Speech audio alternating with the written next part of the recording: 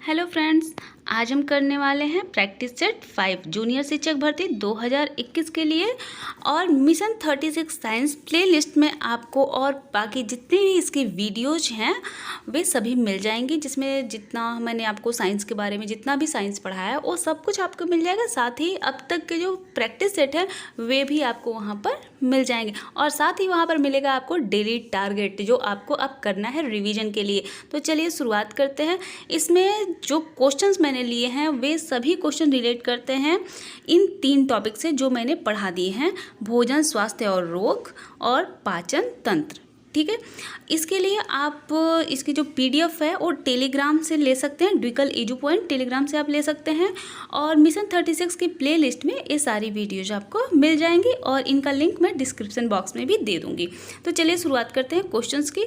सबसे पहला जो क्वेश्चन है, नंबर्स पे मत जाइएगा कि यहाँ पर नंबर्स कौन से हैं, क्योंकि मैंने सब कुछ स्क्रीनशॉट लिया है बुक से क्वेश्चंस को, क्योंकि लिखने में बहुत ज़्यादा टाइम लगता, तो इसलिए मैंने क्वेश्चंस यहाँ से लिए हैं। तो जो क्वेश्चन इंपॉर्टेंट लगे मुझे, जो ऐसा लगा कि हाँ आ सकते हैं, उन्हीं क्वेश्चंस को मैंने यहाँ पर लिया है।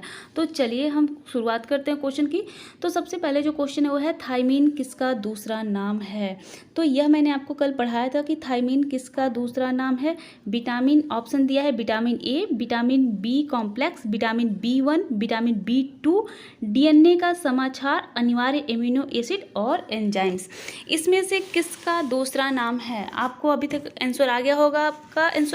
तो ऑप्शन 3 क्या है? Vitamin B1। विटामिन B1 को क्या कहते हैं? थायमीन कहते हैं। अच्छा, अब अगर हम बात करें विटामिन B1 की वजह से कौन कौन सी डिजीज होती है, अगर इसकी कमी हो जाए तो कौन सी डिजीज होती है? तो जल्दी से आप मुझे बता दीजिए कौन सी डिजीज हो सकती है अगर विटामिन B1 की कमी हो जाए। तो हम पढ़ते भी चलेंगे और इसके साथ थोड़ा थोड़ा इसके बारे में जानते भी चलेंगे। ठीक है, तो कौन सी डिजीज होती है इसकी वजह से अगर कमी हो जाए? तो बेरी बेरी डिजीज जो है वो किसकी वजह से होती है? विटामिन B1 की वजह से। और बेरी डिजीज में होता क्या है? थकान लगना, मसल्स का काफ़ी वीक हो जाना। ठीक है, और साथ ही इसके बाद मैंने कहा था मंद बुद्धि हो जाना, कन्फ्यूजन होना बार बार, और साथ ही हार्ट अटैक के चांसेस भी हो जाते हैं इसके साथ। और विटामिन जो B1 है उसको हम क्या कह रहे हैं? थायमीन कह रहे हैं। और इसका सोर्स क्या है? जितने भी ग्रेन्स हैं, ठीक है, मतलब जो अनाज हैं, अनाज इसके सोर्स होते हैं। मीट है और हरी पत्तेदार सब्जियां। ठीक है, आगे बढ़े इसके साथ ही अगला क्वेश्चन है, आंत्रिय रस सक्कस एंटेरिकस का स्रावण करने वाली ग्रंथियां कौन सी हैं? तो यह मैंने पोषण से लिया है, और यहाँ जो ऑप्शन है आंत्रिय, इस ऑप्शन जो है वो है जठर ग्रंथियाँ, लीवर कुहन की दरारें, अग्न्याशय और बार्थोलेन की ग्रंथियाँ। तो इसमें से आंत्रिय रस का स्रावण करने वाली ग्रंथियाँ कौन सी हैं? आंत्रिय रस का मतलब क्या हुआ? एस्कस एंटेरिकस है, लेकिन यह कहाँ से हो रहा होगा? मतलब आंत से हो रहा है। आंतरी रस का मतलब क्या हो रहा है? यह कहाँ से निकल रहा है? आंत से निकल रहा है। और जब हम आंत की बात करते हैं तो आंत कितनी है? एक छोटी आंत और एक बड़ी आंत। आप यहीं से समझ सकते हैं, छोटी आंत और बड़ी आंत। ठीक है, तो 2 ही आते हैं। अब हम बात करें अगर छोटी आंत की, तो छोटी आंत की जो ड्यूडेनम है उसमें से 2 निकलती हैं। ठीक है, 2 ग्रंथियां हैं उसमें जो हैं, एक है लूबर कुहन की दीवारें। ठीक है, तो यहाँ पे जैसे अगर हम बात करें जठर ग्रंथियों की, तो ये कहाँ से है? अमाशय का है, यह अग्न्याशय ही है, ये बार्थोलिन से निकलता नहीं। तो ऑप्शन नंबर बी, लीवर कुहन की दरारें। ठीक है, क्रिप्स ऑफ लीवर कुहन, यहाँ से निकलता है आंतरिय रस सक्कस एंटेरिकस। अच्छा, जो यह आंतरिय रस होते हैं, इन आंतरिय रसों की जो कैसे होते हैं, मतलब एसिडिक होते हैं या बेसिक होते हैं? इनकी प्रकृति कैसी होती है? एसिडिक होती है या फिर बेसिक होती है? कैसी होती है इनकी, कैसी होती है? बेसिक होती है। क्यों? क्योंकि एल्केलाइन होते हैं ना ये। जैसे कि जब आमाशय से जो निकलता है, जठर ग्रंथियों से जो निकलता है, HCl निकलता है, और वो क्या होता है? एसिडिक होता है। और जब वहाँ से भोजन काइम जो है, वो काइम जब आता है आंत में, तो वहाँ पे ज़रूरत होती है उसको डाइजेस्ट करने की। तो डाइजेशन के लिए जो जगह चाहिए, जो वातावरण चाहिए, वह वातावरण इनको कैसा चाहिए? वह होना चाहिए एल्केलाइन। इसीलिए यहाँ से जो कुछ निकलता है, आंतरिक रस जो निकलता है, वह कैसा होता है? एल्केलाइन मीडियम होता है। आ गया समझ में इतना? अब आगे बढ़ें तो अगला क्वेश्चन देखिए, जठर रस में उपस्थित प्रमुख एंजाइम कौन से हैं? जठर रस का मतलब क्या हुआ? जठर का मतलब आमाशय। तो आमाशय जो है वहाँ से निकलने वाले जो प्रमुख क्या है एंजाइम्स हैं, वे कौन कौन से एंजाइम्स हैं जो यहाँ से निकलते हैं? तो देखिए, जो जठर रस से निकलने वाले एंजाइम्स हैं वे कौन कौन से हो जाएंगे? Lipase, trypsin. ऑप्शन में देखिए, लाइपेज, ट्रिप्सिन पहला ऑप्शन है। दूसरा है न्यूक्लिएज और रेनिन। तीसरा है एमाइलेज और ट्रिप्सिन। उसके बाद है क्या है, यहाँ पर आ जाइए, पेप्सिन है। और उसके बाद अगला है पेप्सिन और HCl। तो स्टमक यानी कि जठर यानी कि आमाशय, यहाँ से जो निकलता है वह क्या निकलता है? हम जानते हैं HCl निकलता है। तो HCl निकलेगा और साथ में क्या निकलता है? पेप्सिन निकलता है। यहाँ से रेनिन भी निकलता है, लेकिन न्यूक्लिएज यहाँ से नहीं निकलता है। ठीक है, तो इसलिए न्यूक्लिएज कहाँ से निकलता है?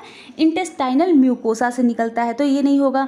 इसके बाद अगर हम लाइपेज की बात करें, लाइपेज और ट्रिप्सिन की, तो हम जानते हैं ना कि ट्रिप्सिन कहाँ से निकलता है? एक्सोक्राइन से निकलता है, एक्सोक्राइन ग्लैंड से निकलता है। न्यूक्लिएज कहाँ से हो गया? इंटेस्टाइनल म्यूकोसा से हो गया। एमाइलेज कहाँ से निकलता है? एमाइलेज कहाँ से निकलता है?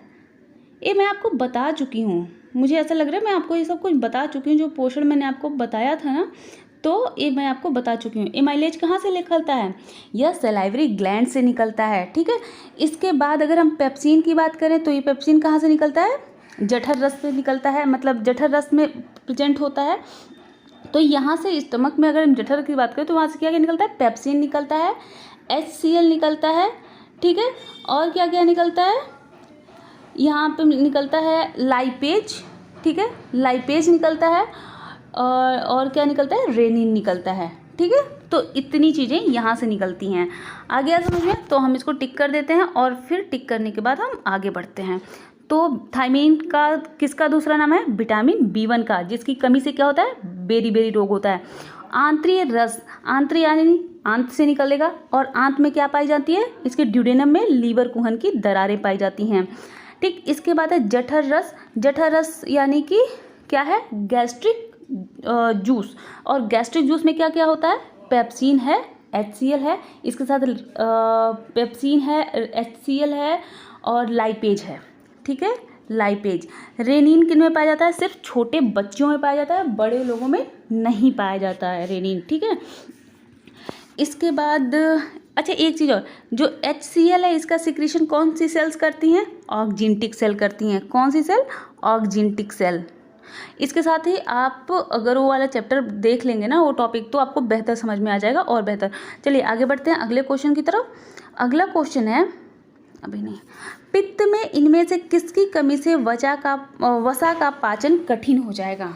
पित्त में इनमें से किसकी कमी से वसा का पाचन कठिन हो जाएगा?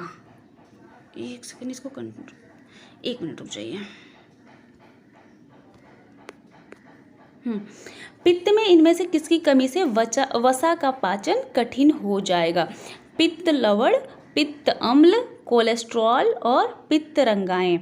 तो देखो, जो पित्त रस है, यानी अगर हम बात करें लीवर की, तो उसमें लीवर में एंजाइम्स नहीं पाए जाते हैं। ठीक है, कोई भी एंजाइम लीवर में नहीं पाया जाता है। तो इसमें पाया क्या जाता है? इसमें पाया जाता है पित्त, और ये किस रूप में रहता है? लवण के रूप में। ठीक है, तो अगर ये लवण इसमें न हो तो क्या होगा? वसा जो है, फैट, उसका पाचन नहीं हो पाएगा। ये करते क्या हैं? ये वसा का इमल्सिफिकेशन कर देते हैं। क्या करते हैं? इमल्सिफिकेशन करता है।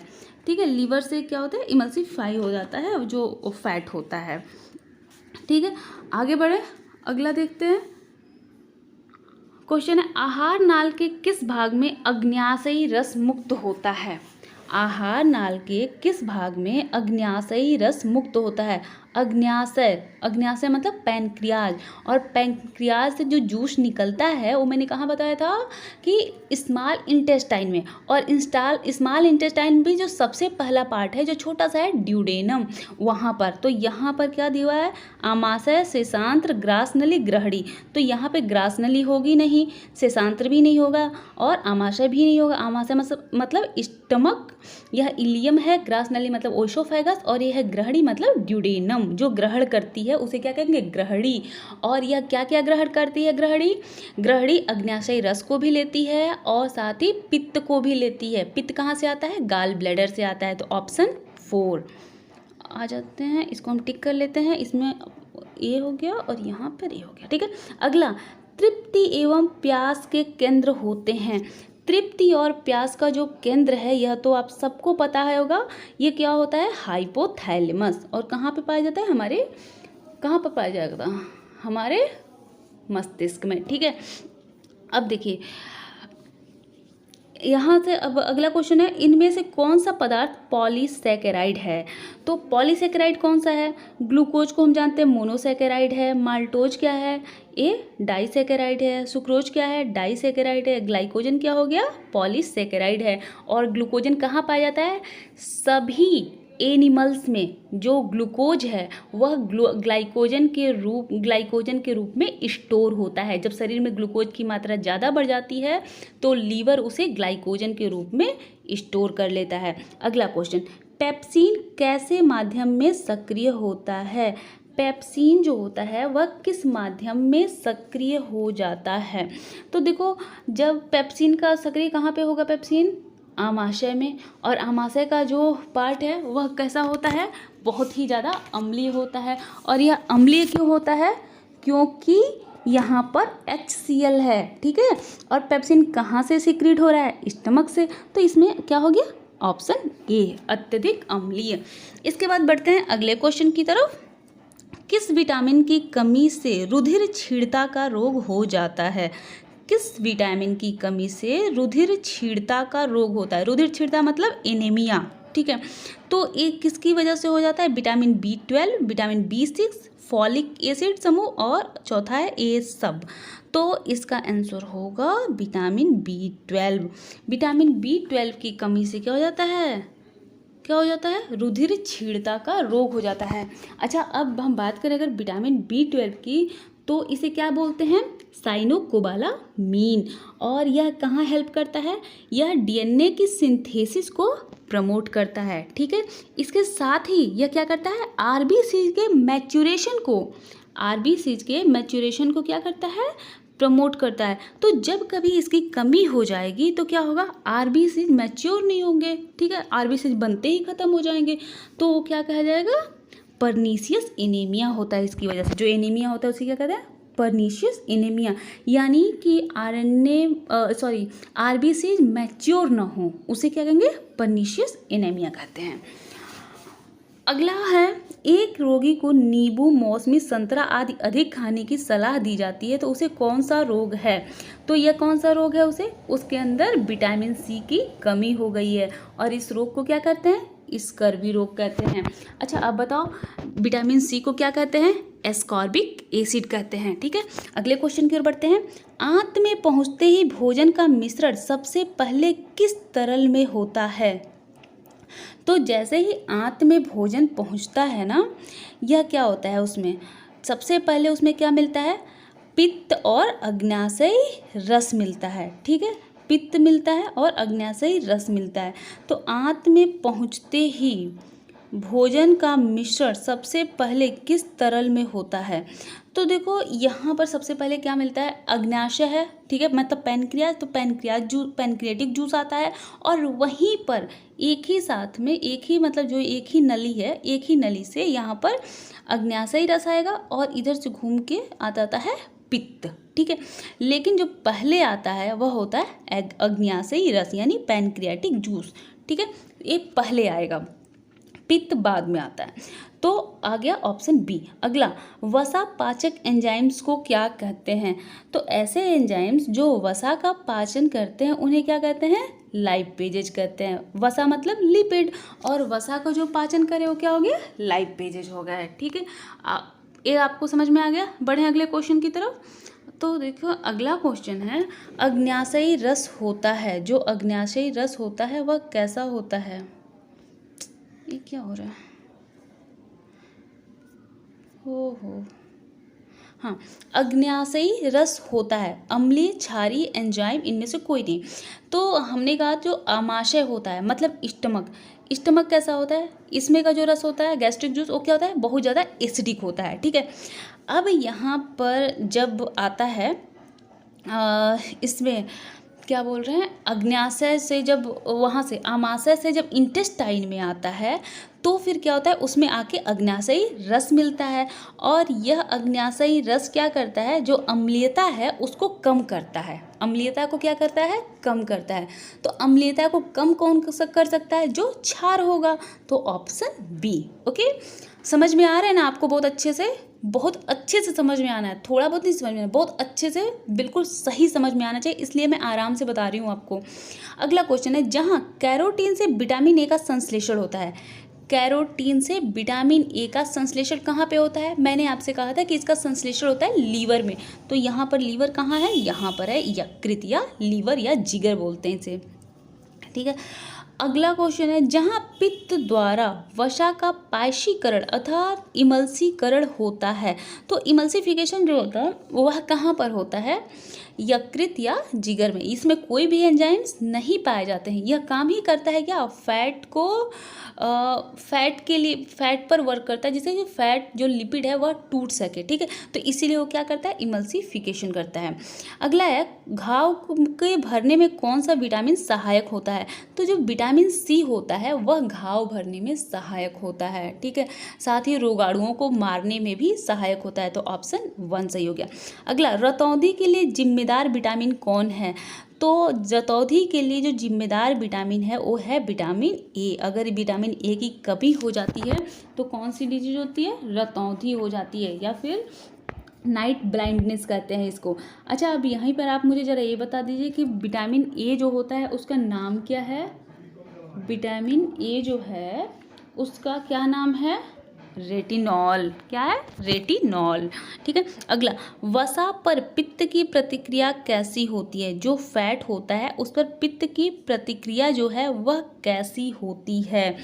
तो हमने बताया कि इसमें क्या होता है, एंजाइम तो होता नहीं है, तो एंजाइम ही होगी नहीं। ठीक है, वहाँ पर अम्ल जाता नहीं है तो अम्लीय भी नहीं होगी। हार्मोन्स का सिक्रीशन वहाँ से हो नहीं रहा है लीवर से, तो यह भी नहीं होगी। तो बचा क्या, अनएंजाइमी। ठीक है, मतलब बिना एंजाइम की होती है। अगला क्वेश्चन, जहाँ वसा कार्बोहाइड्रेट तथा प्रोटीन का पूरा पाचन हो जाए वह जगह कौन सी है। तो हम जानते हैं कि जो बड़ी आंत है वहाँ पर पाचन नहीं होता, वहाँ क्या होता है, एब्जॉर्प्शन होता है। क्या होता है, अवशोषण होता है। जो थोड़ा बहुत बच गया है पानी या जो औषधियाँ वगैरह का जो कुछ बचा है उनका अवशोषण कहाँ पे हो रहा है, बड़ी आंत में हो रहा है। साथ ही बड़ी आंत के जो बैक्टीरिया हैं कोलन में, वे क्या निर्माण करते हैं, वे निर्माण करते हैं विटामिन्स का, कुछ विटामिन्स का। ठीक है, इसके साथ ही आप मुझे जरा कमेंट बॉक्स में बताइए कि कौन सी विटामिन का निर्माण होता है कोलन में। अब देखिए, जो छोटी आंत है यहाँ पर क्या होता है, संपूर्ण पाचन होता है। जितना भी पाचन का काम है वो कहाँ पे हो रहा है, छोटी आंत में होता है, पूर्ण पाचन। यहाँ का पाचन पूरा लिखा हुआ है ना, तो ऑप्शन बी सही हो जाएगा। लीवर या जिगर की अगर बात करें तो यहाँ पर पाचन नहीं होता है। यहाँ अगर आमाशय, यहाँ पर सिर्फ क्या बनता है, पित्त का निर्माण होता है, बाइल का निर्माण होता है। आमाशय यहाँ पर पाचन शुरू होता है एसिडिक मीडियम में। अगला क्वेश्चन, पचे हुए पोषक पदार्थों का अवशोषण मुख्यतः होता है।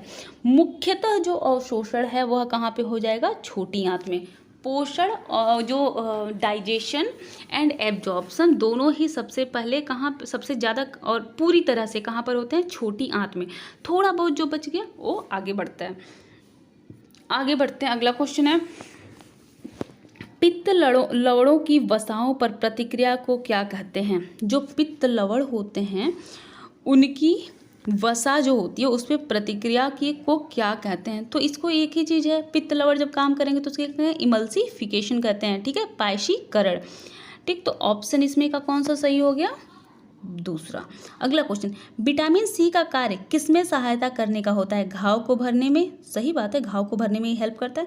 दृष्टि रंगाओं के संश्लेषण में नहीं, हड्डी की वृद्धि में नहीं, रुधिर क्षीणता के उपचार में नहीं। ऑप्शन ए सही हो गया। अगला, जल में घुलनशील विटामिन होते हैं। जल में कौन कौन घुलेगा? तो हम जान लेते हैं फैट में कौन घुलेगा? KEDA, कीड़ा। कीड़ा कहाँ पे घुल जाता है? फैट में। तो कौन बच गया अब? बी और सी, तो ऑप्शन 3। ठीक है।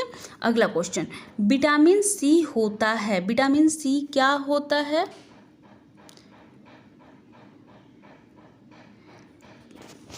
विटामिन सी क्या होता है? अभी तो बताया था मैंने, क्या होता है?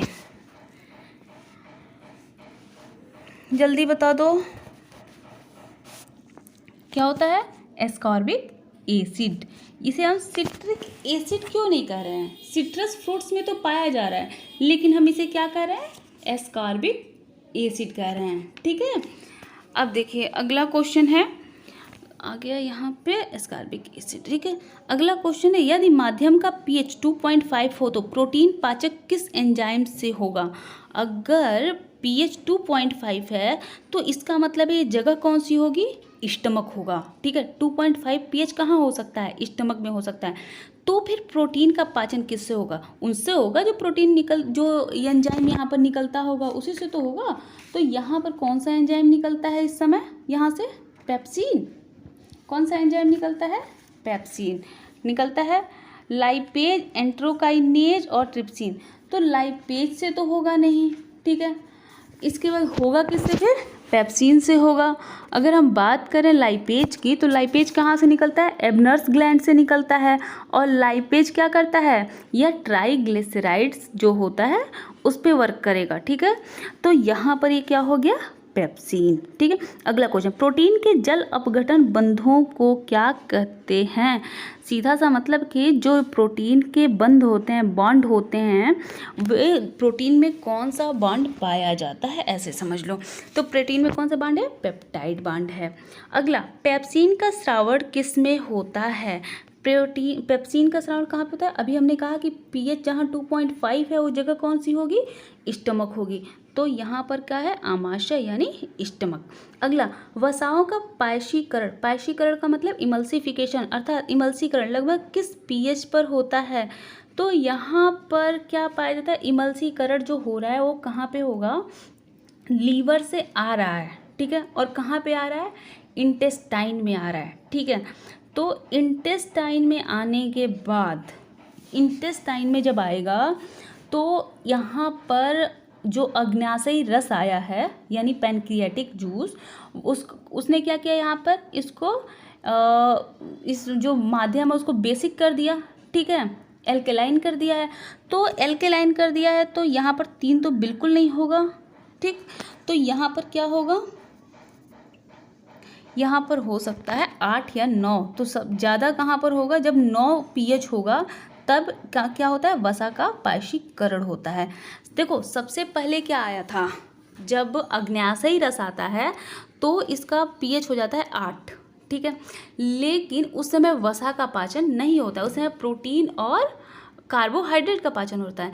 लेकिन जब बाइल वहाँ से आ जाता है, ठीक है, पित्त आता है, उसके बाद जो pH होता है, जो वो आता है, तो pH क्या हो जाता है? 9 होता है।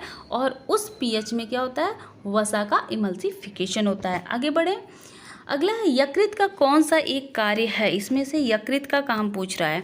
तो लीवर क्या काम करता है? पाचक एंजाइम का स्रावण, तो इसमें कोई भी एंजाइम नहीं होता है। हीमोग्लोबिन का संश्लेषण, यूरिया का संश्लेषण, मूत्र का स्रावण क्या करता है? ठीक है, क्या करता है? तो यह यूरिया का जो संश्लेषण है ना, वह कौन करता है? ये लीवर करता है। ठीक है। हीमोग्लोबिन का संश्लेषण नहीं करेगा, ना ही मूत्र का स्राव करेगा। अगला, हमारे भोजन में मुख्यतः क्या होता है? ग्लूकोज, सुक्रोज, कार्बोहाइड्रेट्स या सेल्यूलोज? तो हमारे भोजन में मुख्यतः क्या होता है? क्या होगा, मुख्यतः कार्बोहाइड्रेट्स होते हैं। कार्बोहाइड्रेट्स में ये सभी आ गए ना, ग्लूकोज, सुक्रोज, सेल्यूलोज सब आ गया, तो क्या हो गया, कार्बोहाइड्रेट। किस विटामिन की कमी से रिकेट्स होता है? रिकेट्स यानी हड्डियां कमज़ोर हो जाना, ठीक है, या हड्डियों का मुड़ जाना, या किसकी वजह से होता है? तो विटामिन डी की वजह से, कमी से होता है। और विटामिन डी को हम क्या कहते हैं? विटामिन डी को क्या कहते हैं? क्या कहते हैं विटामिन डी को?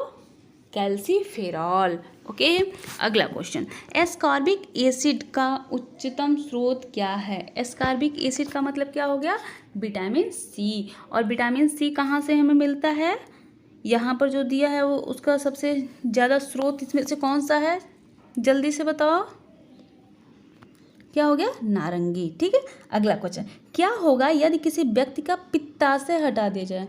पित्ताशय, ठीक है, यानी गाल ब्लैडर। गाल ब्लैडर में पथरी होती है ना, कभी कभी क्या होता है यहाँ पर कभी कभी यहाँ पर पथरी हो जाती है, ठीक है, तो क्या करते हैं, फिर उसको ऑपरेट करके निकालते हैं, पथरी को निकालते हैं, पित्ताशय निकल।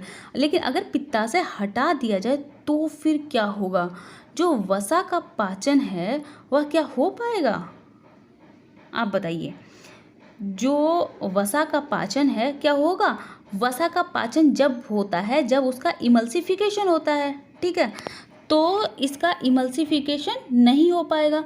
और जब इमल्सिफिकेशन नहीं होगा तो क्या होगा? उसका पाचन नहीं हो पाएगा। और जब पाचन नहीं होगा और साथ ही क्या होगा? जो काइम है ना, जो इंटेस्टाइन में आएगा, वह अभी उसकी अम्लीयता क्या होगी? ग्रहणी में बनी रहेगी। ड्यूडेनम में क्या होगा? इसकी अम्लीयता बनी रहेगी, ठीक है। तो इसमें ऑप्शन क्या हो गया? 4।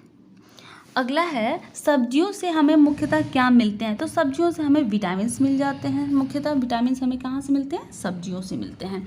अगला क्वेश्चन है, पीलिया रोग किस अंग की खराबी से हो सकता है? पीलिया किसकी वजह से हो सकता है, किसकी कमी से? तो यह हो सकता है अगर हमारा लीवर काम करना बंद कर दे तो पीलिया हो जाता है, ठीक है। क्यों? क्योंकि यह हमारे ब्लड जो आरबीसीज है ना, आरबीसीज जो खराब हो चुकी हैं या मर रही हैं उनको तोड़ने का काम करता है, और उसमें जो हीमोग्लोबिन है, जो बिलिरुबिन है, उसको अलग कर देता है, ठीक है। तो जब ऐसा कभी होता है कि आरबीसीज को फिर वो कभी नहीं तोड़ पाएगा, तो फिर जो बिलिरुबिन है वह हमारे ब्लड में पड़ा रहेगा, और ब्लड में रहने की वजह से जो बिलिरुबिन का रंग है वह होता है पीला, तो हमारे शरीर का रंग हो जाता है पीला, ठीक है। और पाचन अब नहीं हो पाएगा, वसा का पाचन भी तो नहीं होगा। इसीलिए आपको पता होगा ना, जब किसी को पीलिया हो जाता है, जॉन्डिस, तो क्या कहते हैं कि तेल वाली चीज़ें खाना बंद, अब बिल्कुल तेल नहीं खाना है। खाना क्या है आपको? ज़्यादा से ज़्यादा गुड़ खाना है, और क्या खाना है? गन्ना खाना है, और क्या खाना है? मूली खाना है। क्यों? क्योंकि गन्ना और गुड़ जो है इसमें शुगर है, मतलब कार्बोहाइड्रेट है, तो आपको फैट नहीं लेना है। अब ज़्यादा से ज़्यादा आपको एनर्जी कहाँ से लेनी है? ग्लूकोज के माध्यम से लेनी है, ताकि आपके शरीर में एनर्जी बनी रहे और फैट को तोड़ने की ज़रूरत ना पड़े, ठीक है। वरना आप नहीं कर पाएंगे काम, आपका शरीर ये काम नहीं कर पाएगा। शरीर बहुत कमज़ोर हो चुका है, आपका पाचन तंत्र बहुत कमज़ोर हो चुका है, तो फैट को अब वो पचा नहीं सकता। तो इसीलिए जब कभी जॉन्डिस होती है तो कहा जाता है कि कोई भी पीली चीज़ नहीं खानी, कोई भी हल्दी नहीं खाना, कोई भी पीली चीज़ नहीं खानी, क्योंकि ये कहा है कि पूरे शरीर में फिर से जो बिलिरुबिन है, जो रंगा पदार्थ है, उसकी मात्रा और बढ़ जाएगी अगर खाएंगे तो, ठीक है। आगे समझ में, आगे बढ़े। आछीर वाहिनियों अर्थात लैक्टियल्स का संबंध किससे है? आछीर, क्षीर सागर में कौन रहता है? क्षीर सागर में कौन रहता है? भगवान विष्णु। तो आछीर वाहिनी का संबंध किससे होगा? समझ में आ गया किससे होगा कि बताना पड़ेगा? तो जो देखो, जो ये लैक्टियल्स हैं ना, ये क्या करते हैं? वसा का अवशोषण करते हैं, ठीक है। बढ़ते हैं अगले क्वेश्चन की ओर। कहाँ थे हम? अगला 143 क्वेश्चन है, आमाशय में जठर रस तथा अम्ल के स्रावण को प्रेरित करने वाला पदार्थ कौन सा है? तो जो आमाशय है यानी स्टमक, इसमें जठर रस यानी गैस्ट्रिक जूस और एसिड HCl के स्रावण को प्रेरित करने वाला पदार्थ कौन है? किसकी वजह से यह हो जाता है, मतलब प्रेरित किसकी वजह से होता है? तो यह होता है किसकी वजह से? गैस्ट्रिन की वजह से। ठीक है, गैस्ट्रिन की वजह से क्या होता है? जठर रस और अम्ल का स्राव हो पाता है। अगला क्वेश्चन है अग्न्याशय में। जो अग्न्याशय है इसमें क्या है? अग्न्याशय में अग्न्याशयी रस तथा हार्मोन का स्रावण कौन सी करती हैं? कौन करता है? भिन्न भिन्न कोशिकाएं करती हैं या एक जैसी ही कोशिकाएं होती हैं? तो ये विभिन्न कोशिकाएं, अलग अलग कोशिकाएं अलग अलग हार्मोन्स का और अग्न्याशयी रस का, पैनक्रियाटिक जूस का स्रावण करती हैं। आंतरीय श्लेष्मा की ग्रंथिल कोशिकाओं को स्रावण हेतु उत्तेजित करने वाला पदार्थ कौन सा है? आंतरीय श्लेष्मा को आंतरीय श्लेष्मा, आंत्र का मतलब क्या हो गया? इंटेस्टाइन। ठीक है, इसकी जो म्यूकोसा है, इसकी जो ग्रंथिल कोशिकाएं हैं, उनको स्रावण हेतु उत्तेजित करने वाला पदार्थ कौन सा है? तो देखो, काइम का जो HCl है वह एसिडिक है, तो जब एसिडिक वहाँ से आएगा तो इनको लगता है कि हमें अब कुछ इस मीडियम को एल्केलाइन बनाना है। ठीक है, तो काइम का HCl जब आता है उसके बाद यहाँ से निकलती हैं वो म्यूकोसा। ठीक है, म्यूकोसा की म्यूकोसा सेल्स जो होती हैं वहाँ से म्यूकस का सिक्रीशन होने लगता है, ताकि जो आंत की दीवारें हैं वे बची रह सकें इस HCl से। ठीक है, अगला, सक्सस एंटेरिकस किसका दूसरा नाम है? यह क्वेश्चन पहले भी था। सक्सस एंटेरिकस किसका दूसरा नाम है? तो जो आंतरीय रस होता है इसका दूसरा नाम क्या है? सक्सस एंटेरिकस। यानी आंतरीय रस का मतलब क्या हो गया? Intestinal juice. अगला, पूर्ण पाचन के फलस्वरूप प्रोटीन टूटती है। जब पूर्ण पाचन हो जाएगा तो प्रोटीन किस में टूटेगी? एमिनो एसिड में, क्योंकि एमिनो एसिड के पेप्टाइड बॉन्ड से जुड़ने की वजह से ही किसका निर्माण होता है? प्रोटीन्स का। ठीक है, इसके साथ ही अगला क्वेश्चन, आमाशय में HCl का कार्य क्या है? जो आमाशय है इसमें HCl का काम क्या है? तो देखिए, आमाशय में ये HCl क्या करता है? भोजन में जितने भी जीवाणु हैं उनको नष्ट करने का काम, भोजन के अवशोषण को बढ़ाना। अवशोषण तो यहाँ भी बिल्कुल नहीं हो रहा है क्योंकि अभी तक भोजन का पाचन ही नहीं हुआ है। ट्रिप्सिन को ट्रिप्सिन में बदलना, ये काम इसका HCl का तो बिल्कुल नहीं है। अगला, जठर ग्रंथियों द्वारा स्रावित एंजाइमों को घुलाना, ये काम भी ये नहीं करता है। तो ये क्या कर रहा है? भोजन में उपस्थित जीवाणुओं को यहाँ पर नष्ट कर देता है। ठीक है, यहाँ पर जब आमाशय में है तब ये क्या कर रहा है? भोजन में उपस्थित जीवाणुओं को नष्ट कर रहा है। और साथ ही जो भोजन जो है ना, जब ये इंटेस्टाइन में जाता है काइम, तो फिर वहाँ पर ये क्या करता है?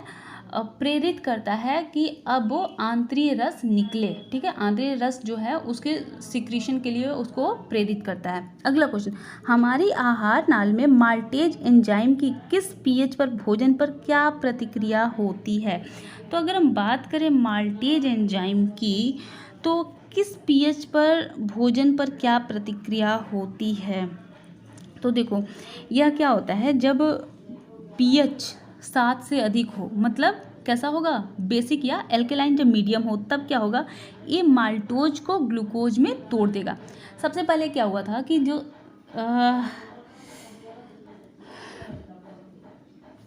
सबसे पहले जब कहाँ था?